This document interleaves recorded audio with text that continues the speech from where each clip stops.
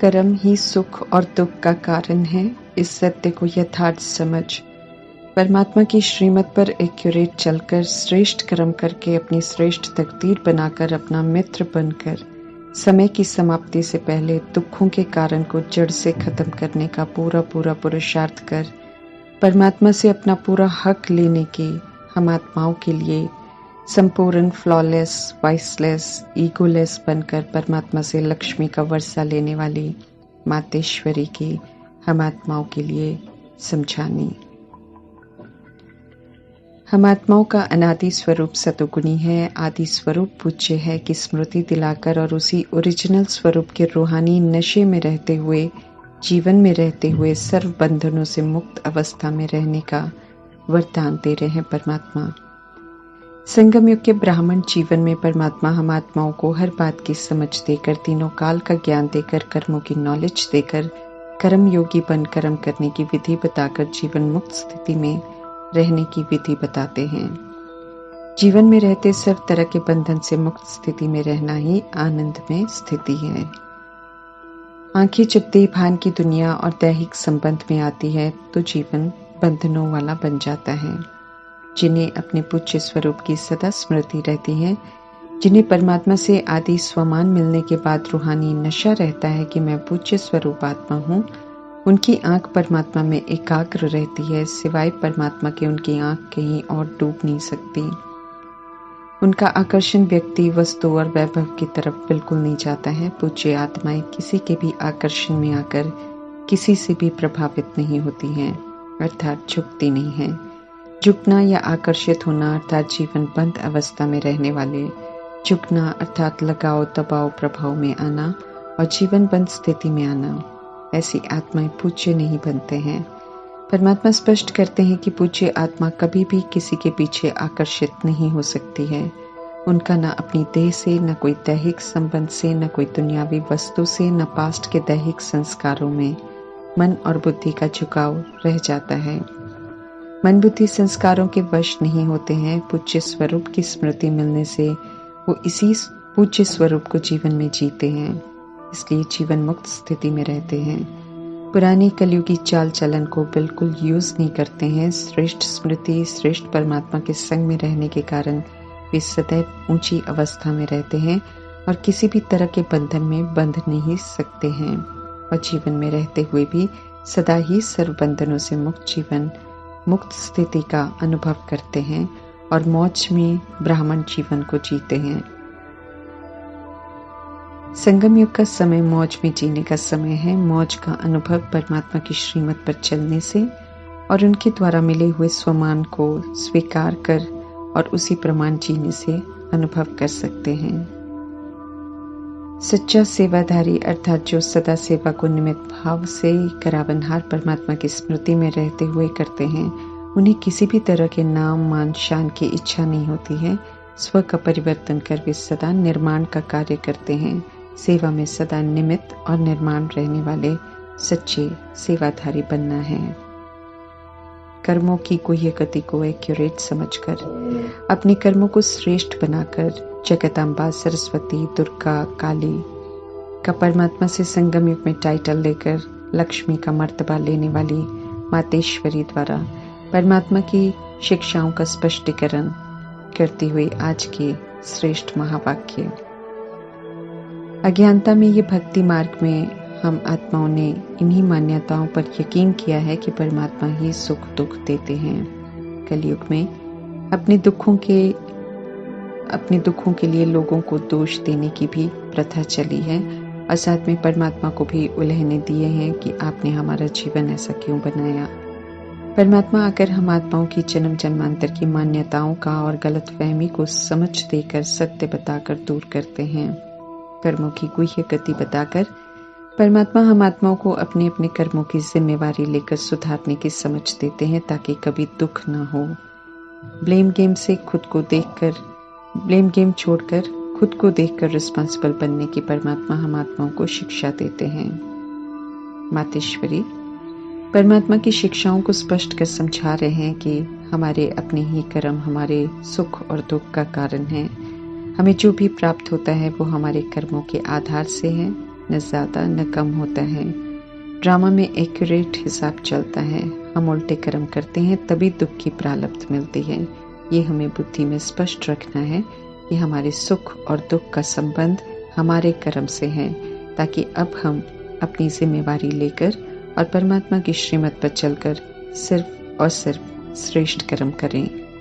मातेश्वरी स्पष्ट कर रहे हैं कि ऐसा भी नहीं समझना है कि किस्मत में होगा इसलिए दुख सुख मिलते हैं। ये भी समझना है कि किस्मत भगवान नहीं बनाते हैं और न कोई और व्यक्ति मेरी किस्मत बना सकता है। मैं आत्मा अपनी किस्मत के लिए खुद ही जिम्मेवार हूँ।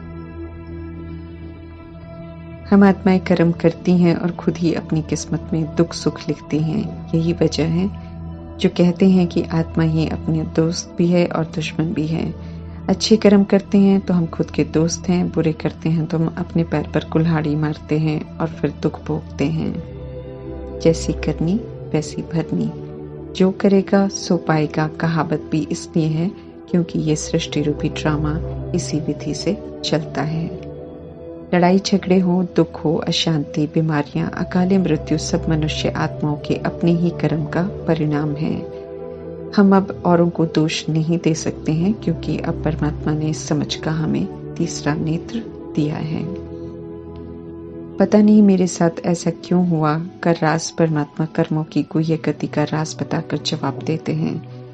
अपने गुनाहों के परिणाम के लिए अज्ञानतावश मनुष्य आत्माएं भगवान को भी गाली देती हैं, परंतु प्यार के सागर नॉलेजफुल फादर समझाते हैं कि समय से पहले मृत्यु, दुख, दर्द, रोग, जितने भी संसार के दुख हैं उसका कारण हम सब आत्माएं ही हैं।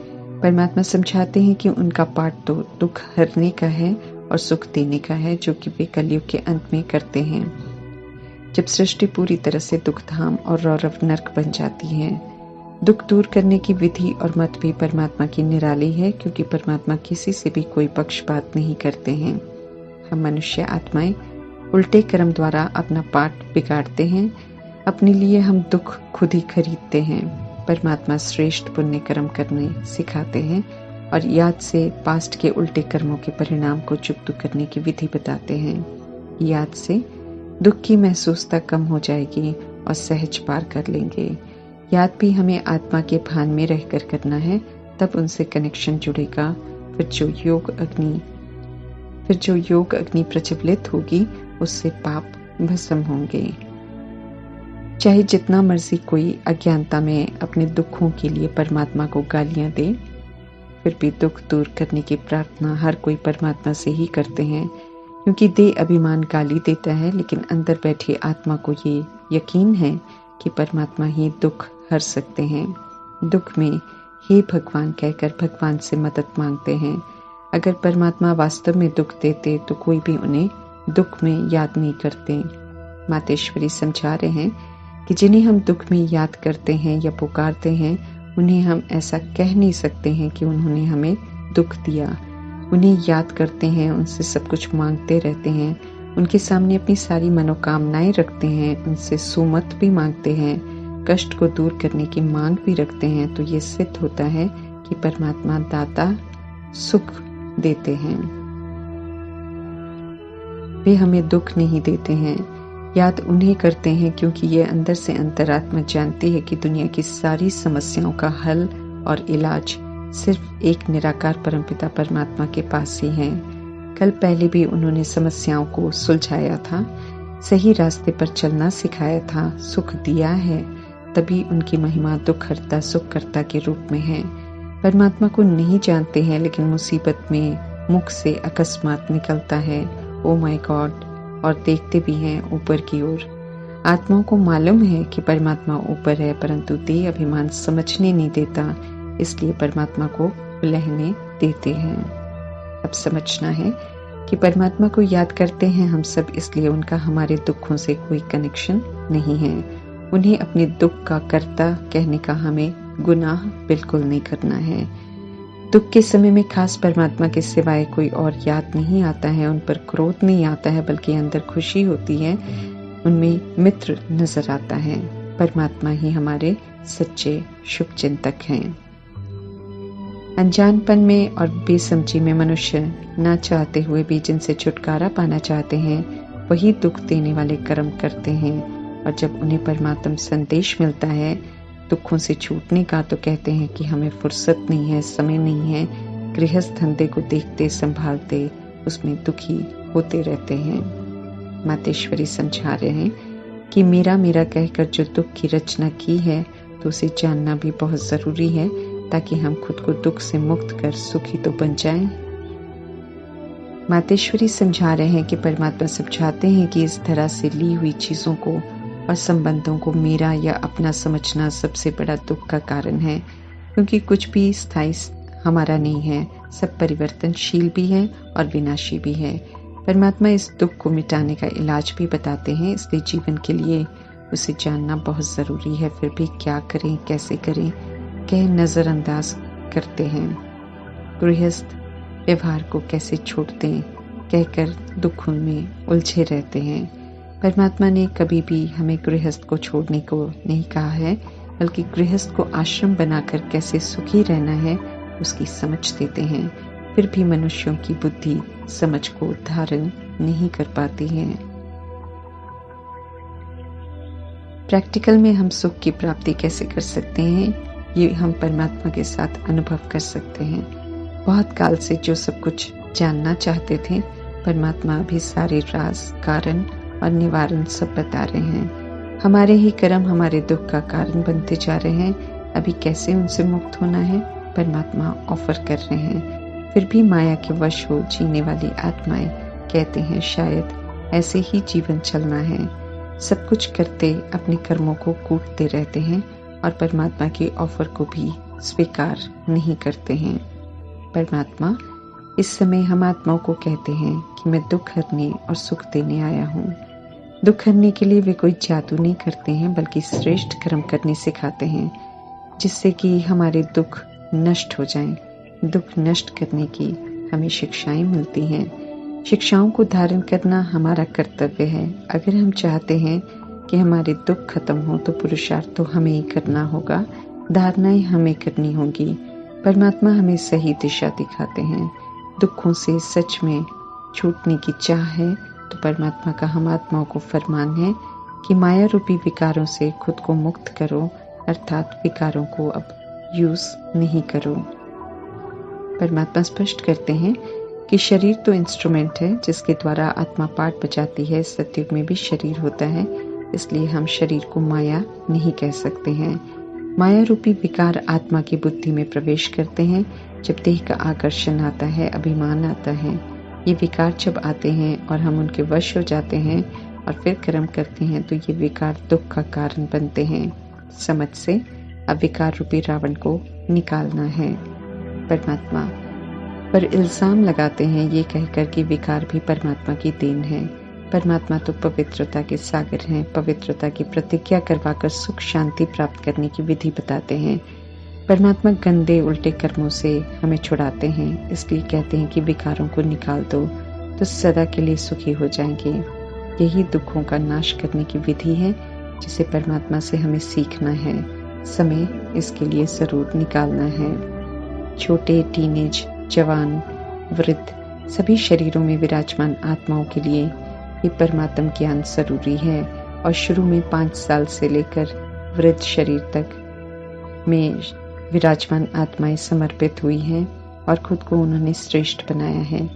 इसलिए जो आत्माएं अपने को इस ज्ञान के लिए छोटा समझती हैं और कहती हैं कि ये ज्ञान बूढ़ों के लिए है, उनके लिए कहा जाता है कि शरीर की आयु के आधार से किसी को ज्ञान मार्ग में बूढ़ा नहीं कहते हैं, बल्कि यहाँ तो उसे बूढ़ा कहते हैं जो परमात्मा के समझाने के बाद भी अवज्ञा करके उल्टी सीढ़ी चढ़ते हैं, अर्थात शादी करते हैं, पवित्र नहीं रहकर विकार में जाते हैं, दुख अनुभव कर फिर नीचे आते हैं।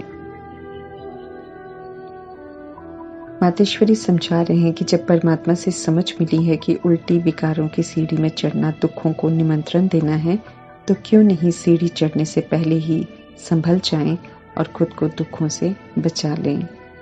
सभी को परमात्मा की यही राय है कि हर बात को समझो और दुखों के कारण को जड़ से मिटाने का पूरा पुरुषार्थ करो। परमात्मा हम आत्माओं के पिता हैं, हम आत्माओं का उन पर पूरा हक है, तो उस हक को लेना है।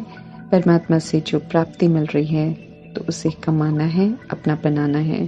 कोटों में कोई जो परमात्मा को गुप्त वेश में पहचान लेते हैं, उनसे मंगल मिलन मनाते हैं, उनसे पूरा वर्षा लेते हैं, उन कोटों में कोई की लिस्ट में आने वाली शिक्षाओं को धारण करने वाली संपूर्ण जागृत देही अभिमानी आत्मा हमें जरूर बनना है। ओम शांति।